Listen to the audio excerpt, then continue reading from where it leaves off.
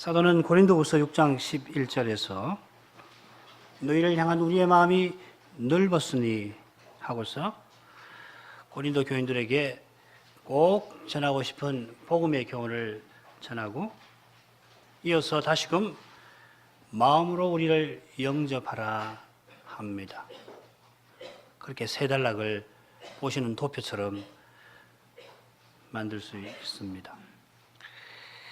사도가 자기의 마음과 고린도 교인들의 마음을 여기서 언급하는 이유는 너희를 향하여 우리의 입이 열렸다 하는 표현에 담겨 있습니다. 사도가 담대하게 고린도인들에게 복음을 전했고 이제도 복음을 전하려고 고린도를 방문하는 중입니다. 이번에 고린도를 방문하면 그곳에 직접 복음을 전할 수 있는 마지막 기회가 됩니다. 고린도를 방문한 후에 예루살렘으로 올라가면서 밀레도의 에베소 장로들을 불러다가 마지막 말씀을 그들에게 전한 데에서 확인할 수 있습니다.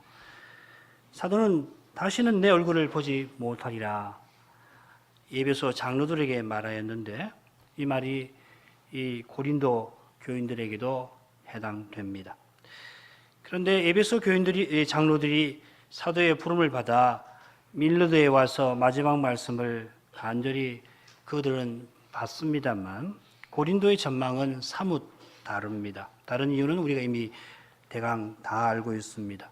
다른 예수를 전하는 거짓 사도들이 악한 소문을 퍼뜨려서 이 바울 사도의 권위를 무너지게 하고 있고 게다가 여러 해 이 고린도 교회는 내부적인 문제로 사도를 불신합니다.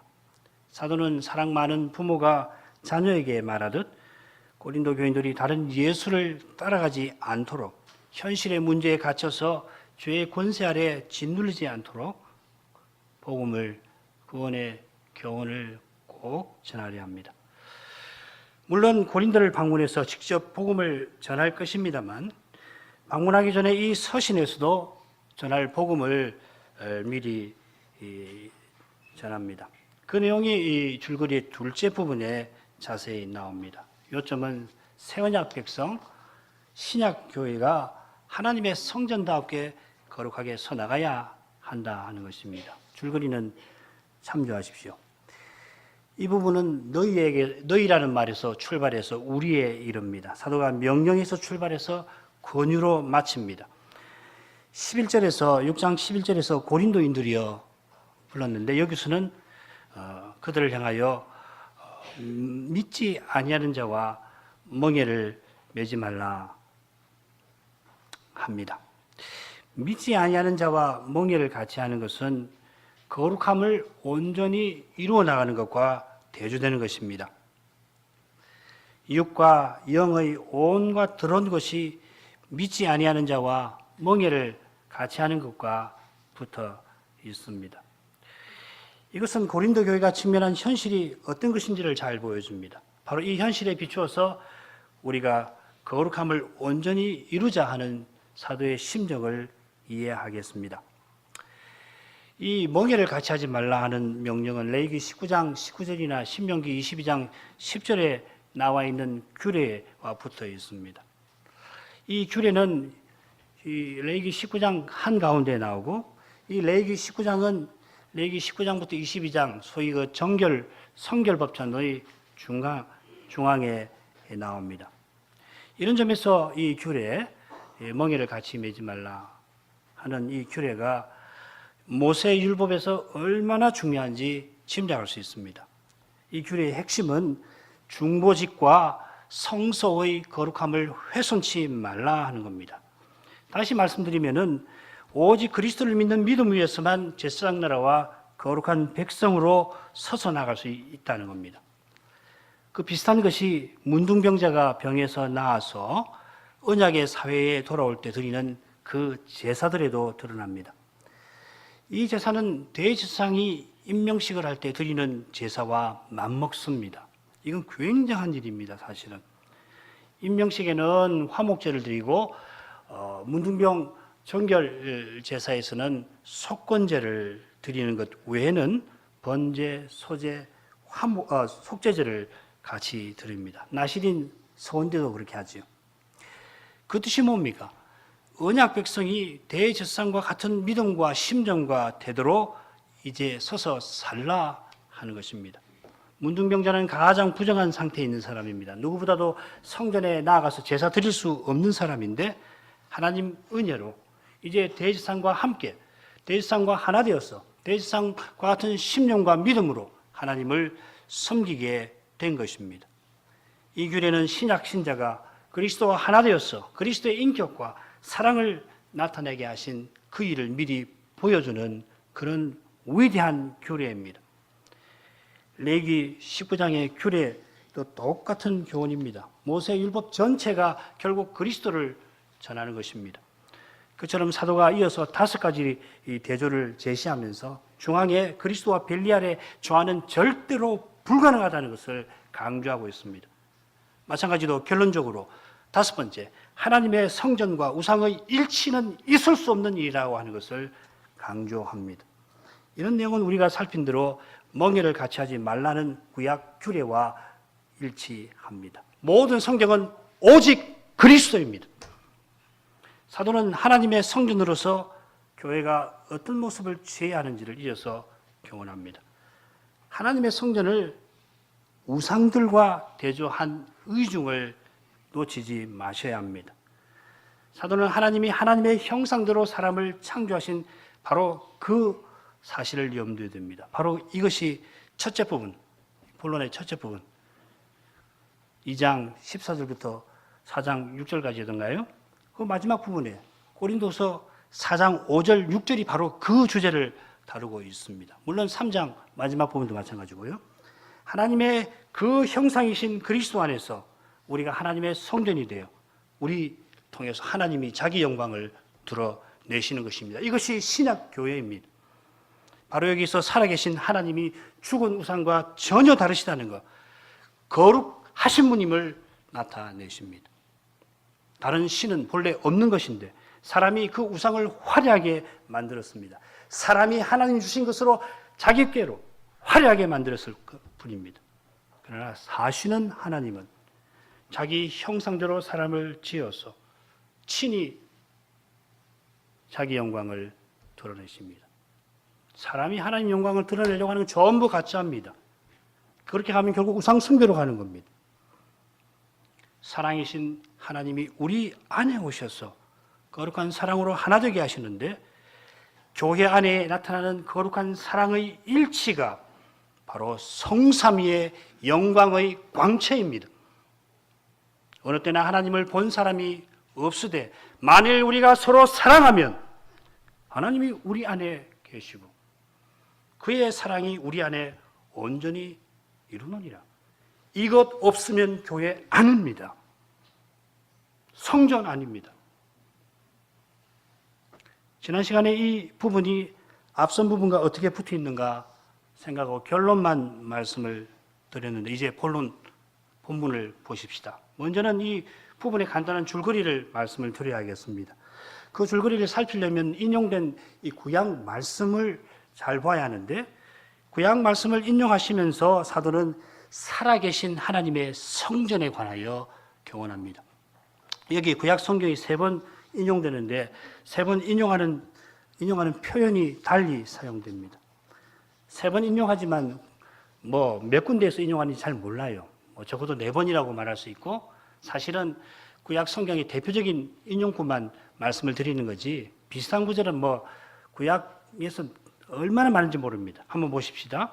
하나님께서 가라사대 하시면서 인용을 하는 내용은 뭐냐면 내가 저희 가운데 거하며 저희 가운데 두루 행하며 나는 저희 하나님 되고 저희는 내 백성이 되리라. 레위기 26장 12절일 겁니다. 주께서 말씀하시기를 하면서 인용된 내용은 너희는 저희 중에서 나와서 이 부정한 것 따로 있고 부정한 것을 만지지 말라. 이사야 52장 11절입니다. 그리고 전등하신 주의 말씀이라 하고서 내가 너를 영접하여 너희에게 아버지 되고 너희는 내게 자녀가 되리라. 이건 두 말씀 인용된 것 같아요. 에스겔 20장하고 역대기 상 17장 13절로 생각됩니다. 비슷한 말씀 많이 나온다고 말씀드렸습니다.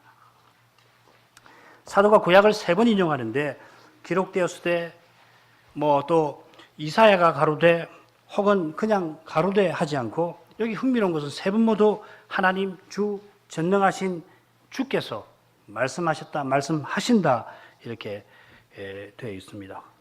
또 더 흥미로운 것은 하나님께서 가라사대 할 때는 인용하는 말씀 직전에 하나님이 가라사대 이러이러 하셨다. 그리고 주께서 말씀하시기를 하는 표현은 인용한 내용 중간에 나옵니다. 무슨 말이냐면 너희는 저희 중에서 나와서 따로 있고 주께서 말씀하시기를 뭐 이런 식입니다. 그리고 전능하신 주의 말씀은 어디 나오는지 우리 청소년들 짐작하시겠죠. 마지막에 나옵니다. 쭉 이야기하고 전능하신 주께서 말씀하시니라 이렇게 되어 있습니다. 말씀하시는 하나님 강조한 건데 이건 뭐 사도가 수사법의 아름다움을 노리는 게 아니라 마치 말씀하시는 하나님이 처음, 마지막, 그리고 중간이다. 강조하는 것 같습니다. 말씀하시는 그분이 먼저 언약을 세우시고 말씀하신 그대로 늘 행하시고 그리고 마침내 이루신다 하는 것입니다. 그분은 살아계십니다. 살아계신 그분이 우리를 하나님의 성전으로 부르셨고 성전다웠게 서게 하시고 장차 완성에 이르게 하십니다. 바로 그 교훈이 지난주에 생각한 대로 이는 참으로 우리가 살아계신 하나님의 성전임이라 하는 말씀에도 담겨 있겠습니다. 이 세 개 인용문을 보면 첫 번째 인용문과 세 번째 인용문이 내용이 서로 비슷합니다. 나는 저희 하나님이 되고 저희는 내 백성이 되리라 하는 표현하고 나는 저희에게 아버지가 되고 너희는 저희는 내게 자녀가 되리라. 이 표현은 유명한 언약문의 핵심입니다. 신구약 언약의 내용을 요약한다면 이 둘로 요약할 수 있습니다. 각각의 언약문을 인용할 때 앞에 내용이 조금 붙어 있는 것도 서로 비슷합니다. 그러니까 중간에 사도가 강조하고 싶은 내용이 나오는 겁니다. 이런 언약의 핵심 안에서 가운데에서 사도가 뭘 말하려고 하는가? 그것이 지난 시간 살핀 5가지 대조와 붙어 있다는 거 길게 설명드리지 않아도 이미 아셨을 겁니다. 그리스도와 사탄 사이의 조화를 이룰 수 없다고 그랬는데 여기서 확고한 분리를 교훈합니다. 저에게서 나왔어. 부정한 것을 만지지 말라. 왜 그러는가? 내가 너희 하나님 되고 너희가 내 백성이 될 것이니까 그렇다. 하나님이 구약에서 말씀하신 대로 하나님의 성전을 세워나가시는데 지금 고린도 교회는 매우 심각한 상태에 있습니다. 성신의 은사를 많이 받았습니다마는 받은 은사로 나는 아볼로에게, 나는 바울에게, 나는 게바에게 하고서 사람을 자랑한 까닭에 사도는 얼마 전에 보낸 고린도 전서에서 이렇게 경고합니다. 너희가 하나님의 성전인 것과 하나님의 성신이 너희 안에 거하시는 것을 알지 못하느냐. 누구든지 하나님의 성전을 더럽히면 하나님이 그 사람을 멸하시리라.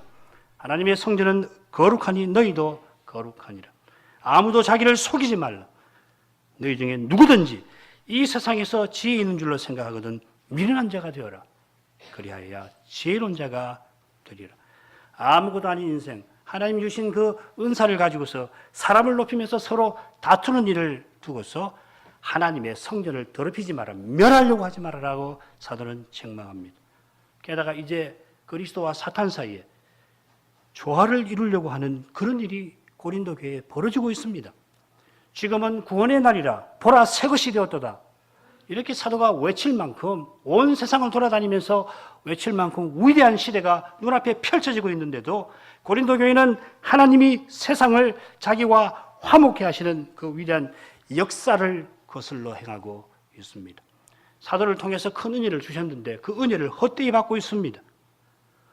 이런 일을 행하는 우리 인생의 죄는 너무도 두렵습니다. 사람을 자랑하는 죄는 실로 무섭습니다. 매 순간 회개하지 않으면 사람을 자랑하는 죄는 교회를 무너뜨리고 말 것입니다. 가정을 무너뜨리고 말 것입니다. 사도가 인용하는 말씀들 간단히 살피죠. 사도가 이 말씀을 구약을 인용하는 의중이 무엇인가를 생각했는데 그 의중에 비추어서 인용된 말씀을 보는 것이 유익할 겁니다. 그러면 16절 하반절을 읽지요. 이와 같이 하나님께서 가라사대 내가 저희 가운데 거하며 두루 행하여 나는 저희 하나님이 되고 저희는 나의 백성이 되리라 하셨느니라. 사도는 이와 같이 우리가 지금 하나님의 성전이라 합니다. 하나님이 말씀하신 것과 같이 하나님이 말씀하신 대로 이루신 까닭에 지금 하나님이 믿는 우리 가운데 신약 교회에 계십니다. 우리가 먼저 하나님을 사랑해서 하나님을 오십시오 모신 것이 아니라 하나님이 우리를 먼저 사랑하셔서 우리 가운데 계십니다. 거룩하신 하나님이 부정한 우리 가운데 거하시려고 우리 죄를 위하여 화목제로 자기 아들을 십자가에 내어 주셨습니다. 그 아들은 말씀이 육신이 되어 우리 가운데 장막으로 계시는 그런 분이시고 그런 까닭에 그분에게서는 은혜와 진리가 충만한 독생자의 영광이 비치었습니다. 우리는 이 독생자의 영광에 감사였으만 하나님 앞에 설 수 있습니다. 다른 무엇으로도 안 됩니다. 지금은 예배드릴 때 형식으로 예배드릴 수 있지만은 장차 심판대 앞에서는 독생자의 영광에 감사하지 않은 사람은 두려움에 벌벌 떨 것입니다. 성전에 거하시는 하나님은 그 가운데 두루 행하십니다. 이 말씀이 레위기 26장에 인용됐다고 했는데 거기 사용된 두루 행한다는 동사가 창세기 3장에 성전과 같은 에덴 동산과 관련하여 기록되어 있습니다. 읽겠습니다. 3장 8절 잘 아시는 말씀입니다. 그들이 날이 서늘할 때 동산에 거니시는 여호와 하나님의 음성을 듣고 아담과 그 아내가 여호와 하나님의 낯을 피하여 동산나무 사이에 숨으니라. 이 말씀을 잘 이해하려면 이 번역을 좀 고쳐야 하고 겉에서 살펴야 하는데 요점만 오늘은 말씀을 드리겠습니다. 그 번역을 알고 싶은 분은 설교 원고를 청해서 받으시기 바랍니다. 잘 아시는 대로 여호와께서 선악과를 먹은 우리 시절을 찾아오시는 대목입니다. 우선 에덴 동산은 우리가 공부한 대로 성소입니다. 하나님이 동산이 거니신다고 번역했는데 두루 행하시는 겁니다. 똑같은 동사입니다. 자, 이 심판의 상황인데 청소년 여러분, 이 거니신다는 표현이 어때요? 좀 부족하지요? 두루 행하신다는 번역이 좋은데 자, 그때 심판하러 오신 여호와께서 아담과 하와를 부르십니다. 청소년 여러분, 하나님이 어떻게 부르실까요? 조용히 부르실까요? 아니면은 천둥 소리로 부르셨겠습니까? 아담과 하와가 여호와의 낯을 피하여 숨은 사실을 고려하면 그 소리는 어떠할까요?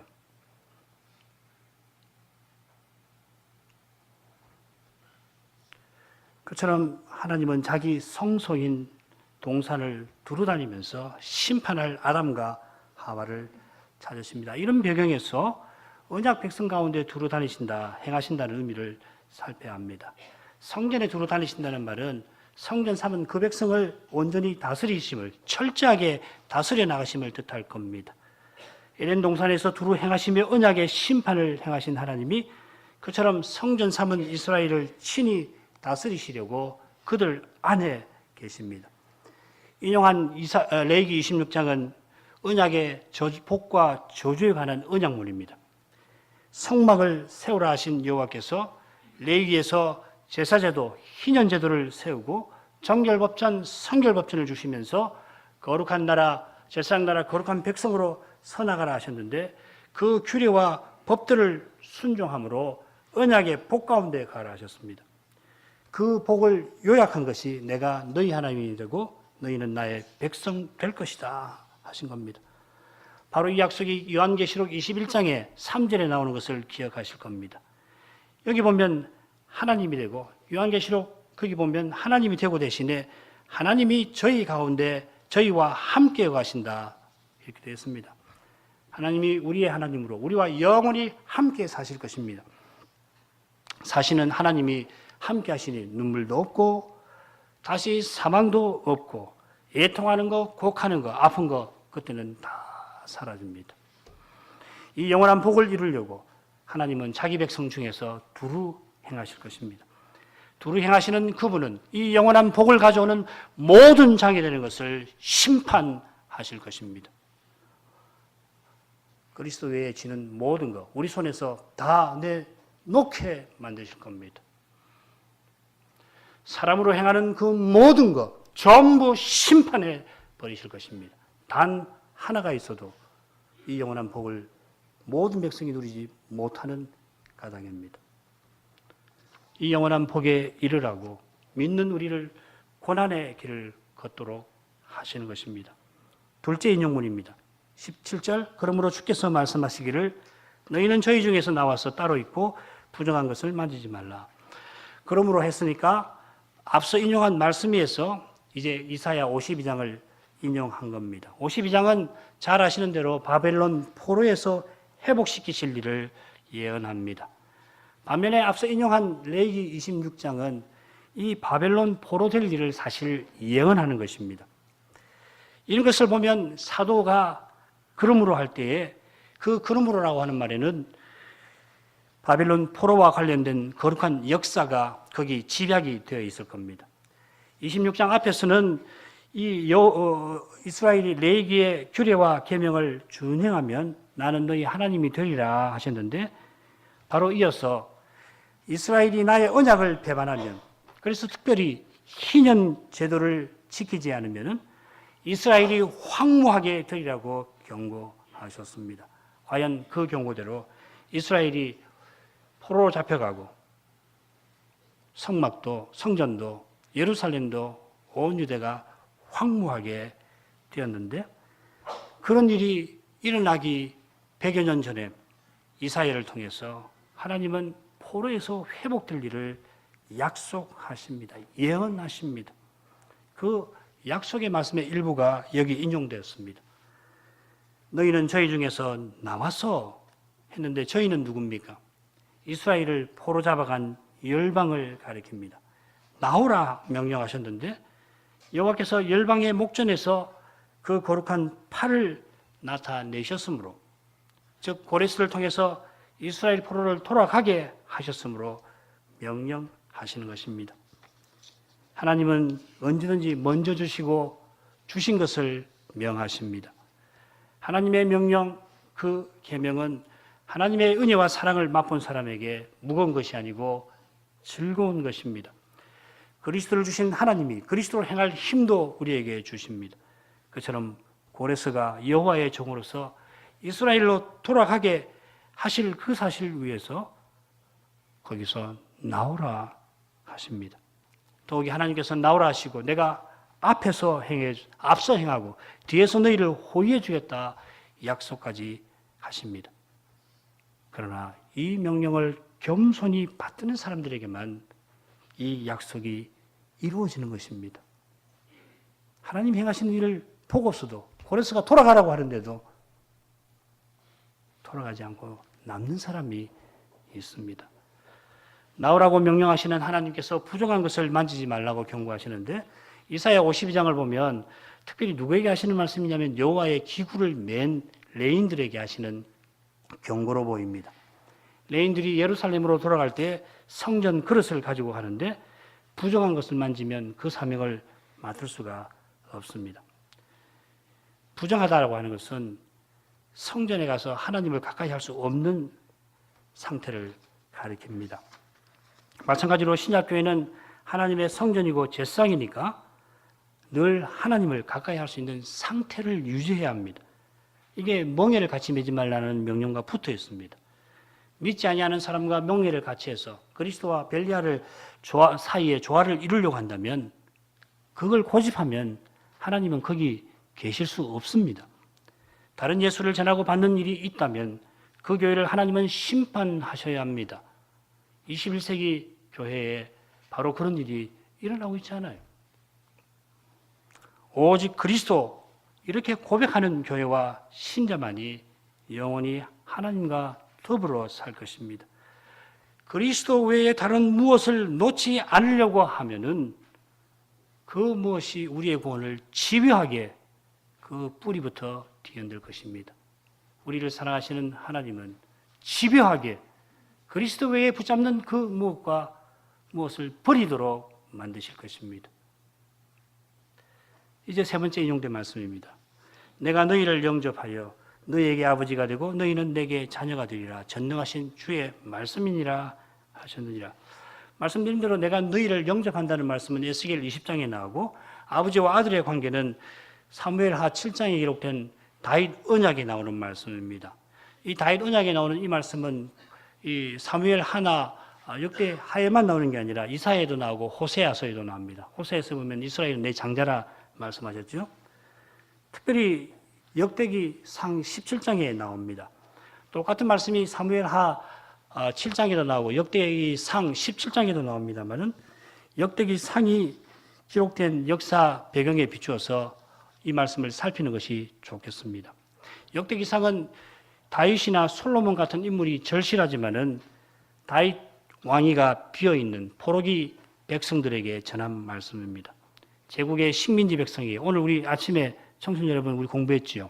회개 기도하던 그 사람들에게 이 역대기 말씀을 주셨고 이 말씀이 그들에게 큰 위로가 되었습니다. 이사야가 예언한 대로 포로에서 돌아왔습니다. 다윗이 성전을 그렇게 세우려고 해도 성전 준비만 했을 뿐이고 그의 아들 솔로몬이 막대한 재물과 권세로 마침내 성전을 지었습니다. 그런데 그 성전이 이미 이 연약한 백성들 가운데 서 있을 뿐만 아니라 거룩한 성으로 예루살렘이 세워져 있습니다. 눈앞의 현실은 미약합니다. 우리가 종이라고 고백을 한 것처럼 페르시아의 식민지 백성 종에 불과합니다만은 이 연약한 이들을 통해서 하나님은 위대한 역사를 지어 나가십니다. 이게 에스라 느헤미야의 주제입니다. 예, 전능하신 주이십니다. 전능하신 주님은 틀림없이 이 약속의 말씀대로 우리의 아버지 되어 주실 겁니다. 그처럼 우리의 아버지 되어 주실 것이라 약속하시면서 먼저 내가 너희를 영접하리라 하십니다. 우리는 하나님께 나아갈 수 없는 죄인입니다. 하나님을 아버지라 감히 부를 수 없는 피조물에 불과합니다. 이런 우리를 그저 하나님은 받아주십니다. 우리를 자녀로 삼아주십니다. 하나님이 어떻게 해서 우리를 자녀로 받아주십니까? 자기 아들을 아끼지 아니하고 내어주셔서 우리의 아버지 되어주십니다. 이 큰 사랑 위에서 사도는 이제 권합니다. 7장 1절입니다. 그런즉 사랑하는 자들아 이 약속을 가진 우리가 하나님을 두려워하는 가운데 거룩함을 온전히 이루어 육과 영의 온갖 더러운 것에서 자신을 깨끗게 하자. 사랑의 심정을 담아서 고린도인들을 향하여 사랑하는 자들아 부르면서 간곡히 권합니다. 여기 사랑하는 자라는 표현은 신약의 모든 서신들의 신약 교회를 부르는 이름으로 자주 등장합니다. 복음서와 사도행전을 제외하고 신약의 모든 저자들이 교회를 가리켜서 사랑하는 자들아 이렇게 부릅니다. 우리 청소년 여러분, 사랑하는 자들 할 때 사랑하는 누가 누구를 사랑하는 겁니까? 바울이 고린도 교인을 사랑하는 겁니까? 물론이죠. 그런데 이 표현은 본래 무슨 뜻이냐면 사랑받는 자들입니다. 영어로 보면 beloved 이렇게 있죠. 이 표현에 담긴 의미가 요한일서 4장 11절에 잘 드러날 것입니다. 사랑하는 자들아 하나님이 이같이 우리를 사랑하셨은즉 우리도 서로 사랑하는 것이 마땅하도다. 하나님의 사랑을 받은 사실 위해서 서로 사랑하라고 교회에 명합니다.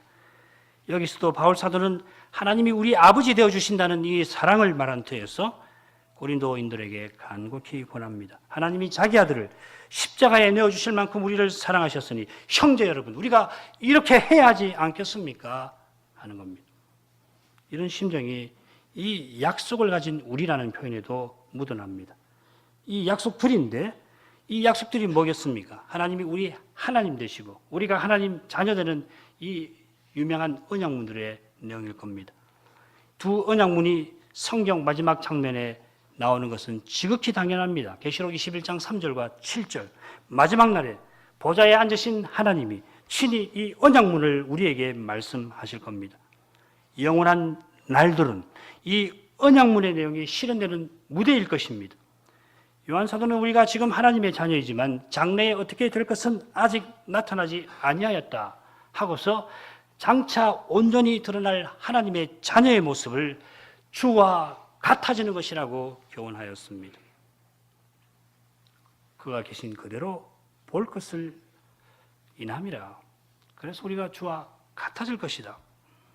지금은 세상은 물론이고 신자라도 종종 하나님의 자녀를 몰라봅니다. 그게 교회의 불행이죠. 서로가 누군지를 몰라요. 그러니까 형제를 원수로 대한다고. 예수님을 주와 구주로 믿는 사람은 우리 형제입니다. 영광스러운 형제일 뿐만 아니라 하나님의 영광스러운 자녀입니다. 그런 자녀를 어떻게 원수 대하듯 할 수 있습니까?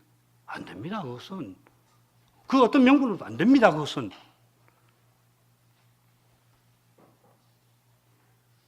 그러나 장차는 그 영광이 찬란하게 드러납니다. 그리스도의 영광 앞에 설 때에 어느 변증가의 말처럼 우리가 서로의 모습을 보고 마치 엎드려 경배할 마음이 들는지도 모릅니다. 경배는 물론 안 하겠지요. 그러나 분명한 것은 무한히 겸손해서 서로를 지극히 높이게 될 것입니다. 주님의 말씀대로 우리가 서로를 기꺼이 섬겨서 모두에게 넘치는 사랑을 받게 될 것입니다. 영원한 나라는 이 겸손한 자들의 사회, 거룩한 사랑이 충만한 세계입니다. 청소년 여러분, 얼마나 아름답습니까? 얼마나 복스럽습니까? 모든 사람이 기꺼이 먼저 각각 서로를 섬기려고 합니다. 동시에 내가 모든 사람에게 높임을 받습니다. 기꺼이 나를 주려고 하는데 나머지 모두가 내게 자기를 다 줍니다. 이게 하나님 나라입니다. 이게 그리스도입니다. 사도는 여러분 이렇게 사십시오 하는 겁니다. 지금 뭐합니까? 지금 왜 싸웁니까? 지금 다른 예수가 무슨 말입니까? 이렇게 사십시오 하는 겁니다. 이런 아름다운 나라를 바라는 신자는 육과 영의 온갖 더러운 곳에서 자기를 깨끗하게 합니다. 자기를 깨끗하게 한다는 그 말이 이사야서 52장 11절에 그대로 나옵니다. 성전에서 봉사하는 레인들은 자기를 깨끗하게 해야 합니다. 성전은 우리가 하나님을 모신 자답게 온갖 부정한 것을 멀리해야 합니다. 온갖이라는 표현에서 영과 육에 들어온 것이 무엇인지 짐작하는 것은 어렵지 않습니다. 고린도전서 보십시오. 10가지 문제가 있습니다. 대부분 지금 사도가 지적하는 그런 문제들입니다. 고린도후서에서 나오는 권징이든지 거짓 사도의 문제 다 여기 해당됩니다. 예컨대 하나님을 우리 가운데 모시는 것을 방해하는 모든 것을 멀리해야 합니다. 사람으로 행하는 것을 다 멀리해야 합니다. 여기 와서 왜 사람으로 행합니까? 그리스도 얻으면 됐지. 뭘 넣고 사람 이름을 얻으려고 합니까? 그럴 필요 없잖아요. 그리스도만 얻는 겁니다. 그리스도에는 다 사라져버립니다.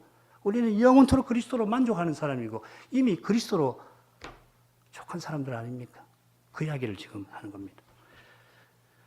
적극적으로 거룩함을 온전히 이루어 나가야 합니다. 고린도전서 1장 30절에 그리스도가 우리에게 거룩함이 되셨다고 하듯이 거룩함을 온전히 이루는 일은 오직 한 가지입니다. 그리스도가 우리에게서 드러나는 그것 외에는 거룩함을 온전히 이루는 길은 없습니다.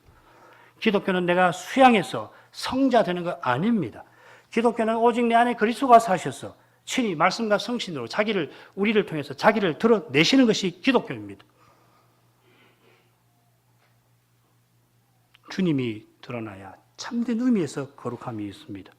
성경에서 말하는 거룩함의 의미를 4가지로 우리가 구분할 수 있습니다만은 여기서는 그리스도가 전부 되는 사회로 서 나간다는 그러한 관점에서 거룩함을 온전히 이루라.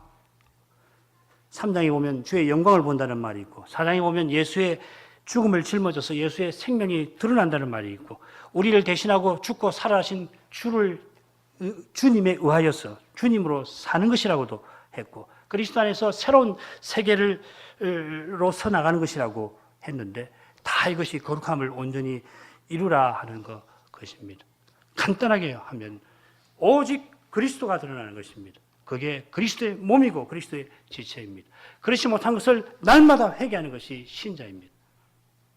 그래야만 참된 의미에서 하나님의 성전으로서 교회가 서서 나아갈 것입니다. 이 거룩한 사명은 하나님을 두려워함으로만 받들 수 있습니다. 하나님을 경외하는 심정과 태도가 무엇입니까? 사람으로 행하지 아니하는 겁니다. 복잡한 거 아니에요. 그분의 말씀을 겸손히 듣고 받드는 것입니다. 듣고 받들 때도 그분을 의지하는 것입니다.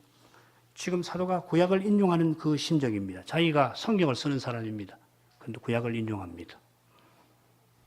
오직 말씀하신 하나님이 말씀하신 대로 친히 이루신다는 이 고백이 없으면 하나님 경외 아닙니다. 그분의 말씀에 비춰서 날마다 회개해서 그분에게로 돌아가는 것이 경외입니다. 그분의 손에 쓰임 받기를 구할 뿐입니다. 여기서 벗어나면 교회는 어느새 사람을 자랑하는 세상이 되어 갈 겁니다. 본론의 마지막 부분입니다.